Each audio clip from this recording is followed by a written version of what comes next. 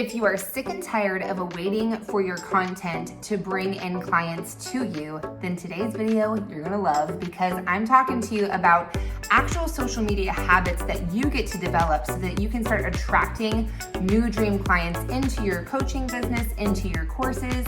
So let's dive in.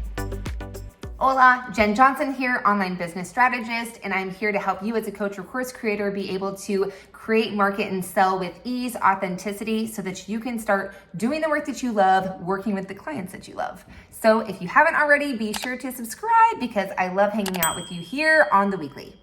So I know that it's very common to constantly be focusing on creating content and just waiting for that content to do something.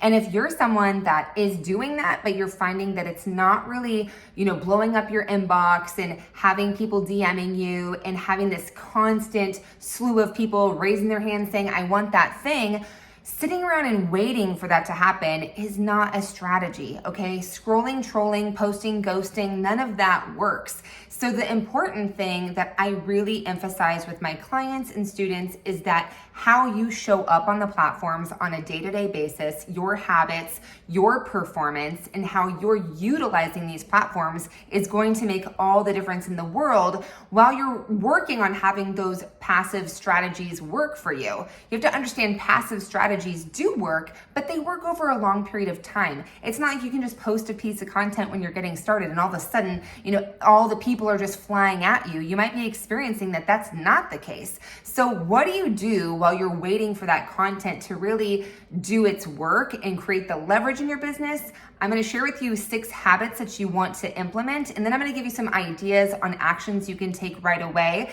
I care so deeply about this that I actually created a social selling habits crash course that dives really deep into what I'm going to share with you here today, because at the end of the day, everybody gets so hung up on what the platform's doing and how I need to create to make the platform happy, rather than focusing on how you get to show up to make your audience happy, to really deliver content that's going to serve them rather than serve the platform. It's so twisted these days. And so inside of this social selling habits crash course, it's $9. If you want to grab it, I'll put it below. I dive deeper with you into these strategies and the ways that you can really start to implement new habits, new strategies. But today I'm going to give you a snapshot of what that looks like so that you can start taking action right away. So the first habit that I'm going to encourage you to develop is changing the way that you look at the algorithm and actually understanding that you have control over the algorithm. The algorithm doesn't control you. And honestly, this is like a mindset habit and a habit that we have in our head that we think, oh, we just have to create what the algorithm wants us to do, so that way we make the algorithm happy. Well, I understand why that seems important and why, yes, you want to do things that's going to help you get reach and all of those kinds of things. At the end of the day, you actually have control over what the algorithm shows you, how you actually can show up in the news feed of the dream clients you seek and that you want to get in front of. And honestly, all an algorithm is it understands human behavior. It understands your movement. It understands your dream client's movement. And you can actually train the algorithm to show you what you want to see and to show your audience what they want to see, which ultimately you want them to see you. And there's actual strategies that you can implement to ensure that that's actually happening. So it's important to first realize, though, that you don't need to give all your power away to the algorithm. Ultimately, you're in control. And honestly, the simple action that you can take that I don't think people actually like to hear, but it's true, is engaging. Engaging with the dream clients that you want to be working with, getting in front of them. Every time you leave a comment, it's a virtual business card. Every time you're going beyond liking and you're actually getting into conversation and asking them questions and really focusing on being authentic, real, and listening to what they're saying and responding accordingly rather than responding lazy with emojis and saying the bare minimum 4 words or whatever that is.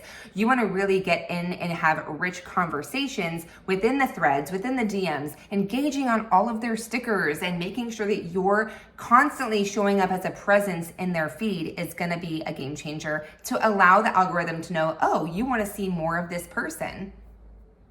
So the second habit that you want to implement is setting up proactive activities. Meaning you're not just creating content and waiting for people to show up and blow up in your inbox. You want to get out there and be proactive, which means you want to be having conversations, asking questions, really getting into a relationship building with the actual audience that you have, with your followers, with your friends, wherever you're hanging out on social. You want to be proactive. If you're just using that downtime to get on social media and binge videos and watch and consume, then you're actually wasting a lot of time, a lot of valuable time that it really could be implemented towards actual intentional activities that would allow you to generate new clients. So again, getting into conversations, following up. I know you hear about follow up, but the question is, are you actually following up with people? Are you actually getting into conversations that nurture your audience, that lead them towards a decision or an invitation to work with you? It's very important that you're not, again, just scrolling and trolling and posting and ghosting, because that's gonna leave you very frustrated, not having the clients that you wanna work with or the income that you actually desire. So really the difference between that passive approach, the passive marketing, like doing videos like this, webinars, and putting out, content for the masses to view, it's important that you do the proactive work, because if you're only doing passive activity, the chances of people actually seeing it, if you're not getting proactive, is very slim to none. So it's important that you're incorporating both. Even if you have as many clients as you want right now, as many students as you want right now, you always want to be filling up your list or your pipeline. I don't know what a better word to say for that, but ultimately you want to be filling that up, so that way, even during those seasons where you have those downward slopes, you're going to have a whole list of people that you can connect with to be able to nurture and grow and lead into becoming a dream client of yours. Now, the third thing that you want to do and develop a habit around this is clean your social houses. Now, what does that mean? That means to prune and purge any of your followers or your friends that are no longer active, that are no longer communicating or connecting with you. Now, I want you to think about this though, because a lot of times I'll see people posting and saying, hey, I haven't seen you in a while. If you see this, say hi. Guess what? The same people that see you all the time are the only people that are gonna see that, because you're not actually engaging with new people. And if you're not engaging with them and they're not engaging with you, the chances of you guys bumping into each other on your newsfeed is pretty much zero. So I want to encourage you to really be in a relationship, a talking relationship. You've at least messaged each other, you've had a conversation, you know how you know each other. I got to tell you, just late last year, I deleted over 1,000 friends from Facebook. I started brand new, all from scratch on Instagram, because my Instagram account was just flooded with people I didn't know. They weren't my target audience. It was a lot of bots and, people that it wasn't anything that was going to really allow me to impact the audience that I wanted to serve. And so I decided to start over. And if that's something that you're considering doing, I did actually create a video that you can check out right over here that will walk you through that process. And if that's something that you should do or consider doing, I created that video for you to be able to help you make that decision. And that's ultimately up to you. But at the end of the day, I really believe that you just want to have, maybe it's a small list of followers or a small email list, but it's mighty because you're very connected to the people that are on it. And to be honest, I'm so stickler to the point now where even the people who follow me on Instagram, if they're not a fit, if they're someone that is just gonna bog down my feed, or they're just, gonna trip up the algorithm in some way, I just remove them as an actual follower, because they're not anybody that is ever gonna have anything to do with what I'm doing to impact on that actual account. And that might sound a little crazy, but at the end of the day, it's really being intentional and knowing who's following me. Am I gonna wanna engage and connect with these people? Do I wanna follow them back? Are they someone that I could serve? If not, why have it bogged down your social house? So it's really about pruning and purging and cleaning out, anybody that's no longer active on social media, which I gotta tell you, you probably have a lot of friends right now or followers that are not active, that are private, that you can't even see what they're up to, that are just no longer in the space of how you can actually serve them. There's just all these different things that you can look at when you go through these profiles and see, is this someone that would be a fit for me to work with? Is this someone that I could actually benefit from working with? Or is this someone that I can collaborate with? Those are usually the three things that I look at when having a connection with someone on social media. So really think about cleaning and pruning out the actual overextended amount of people that are just kind of bogging down your actual social media platforms. So another habit that you want to develop is actually shifting from being a consumer of social media to a creator of social media. So what does that mean? Ultimately, I get it. It's so fun to consume on social, and it can be rather addicting to just scroll and troll social media. And think about it. How often are you scrolling and trolling and you're not engaging, you're not commenting, you're just kind of mindlessly going through this habit that you have. It is a habit that you've developed to just be mindlessly going through things, and it's for no purpose whatsoever other than just like it's killing time or it's a hit of dopamine in the moment, whatever that looks like.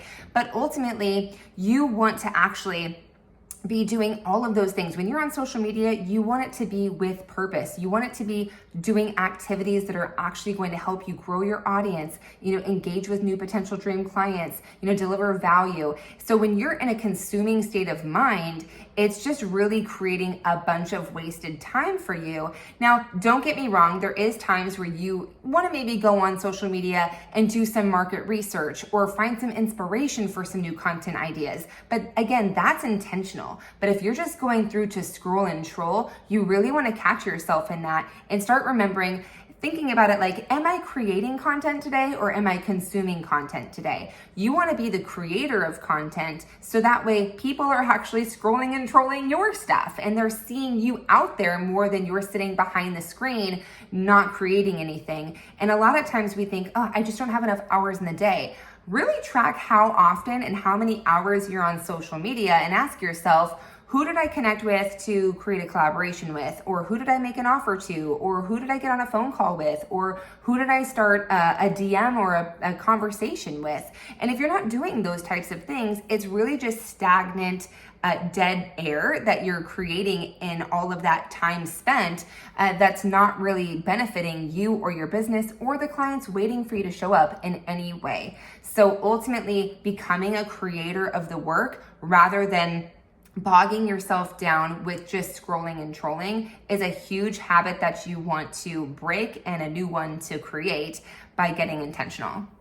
Now, something I hear often too is that creating content's overwhelming, it's very time consuming, but think about all the time you're gonna get back by creating a new habit around that previous tip that I gave you, by stopping the scroll and troll and actually starting to create. You can create so much content and do it very quickly when you free up your calendar to do so. And ultimately that leads us to the next habit, where not only can you create a bunch of new content, but you also want to be smart about repurposing your old content and content that you've already put out there, because a lot of the content you're creating, it could be evergreen or it could be created in a completely different format. There's a lot of different ways you can do that, and I actually dive deeper into that concept and what that can look like for you inside of the crash course. But ultimately, you definitely want to be thinking about how you can get the most gas, the most steam out of the content that you are creating. And there's so many different clever little ways to do that so that you're not feeling overwhelmed by having to always be in creation mode. Yes, you're creating, but you can always be recreating or repurposing content that you've done. And so getting into a habit of doing that, and I know we talk about that, but again, ask yourself, are you actually doing it? Are you actually repurposing content that you've put out in the past? It's so important for your mental health, for your bandwidth, for just not feeling like you're constantly on the go, for you to create that leverage inside of your business. So this next habit is really important as well. It's constantly auditing the work that you're doing. Is it landing? Is it converting? Is it getting the engagement that you want? Is it whatever your intention is for the content that you're creating?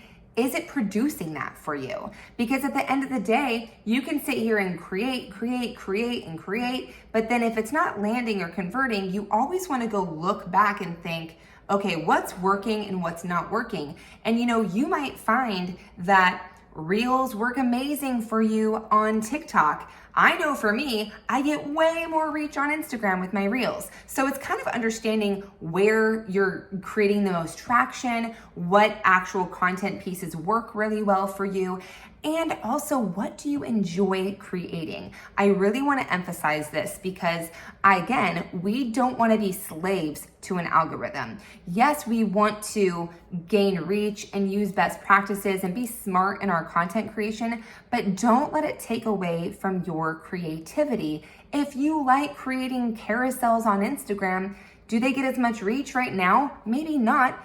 But if your audience likes them from you, you have to pay attention to what your audience actually enjoys seeing from you. If you're getting a lot of engagement on it, why not do it? If you're getting a lot of engagement on GIFs, I love making GIFs. They're so fun. They're so easy. They take 2 seconds to make.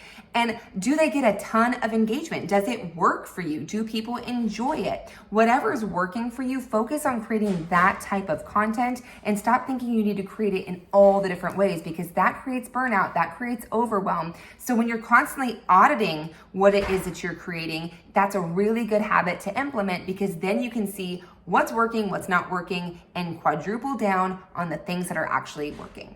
So just to recap, you want to take control of the algorithm. You have control over what the algorithm shows you and what it's going to actually show your dream clients. You want to set up proactive and passive strategies. You want to clean your social house. You want to shift from consumer to creator. You want to leverage repurposing your actual content that you've already created. And you want to make sure you're auditing that content consistently to ensure that it's actually doing the job that you're intending for it to do.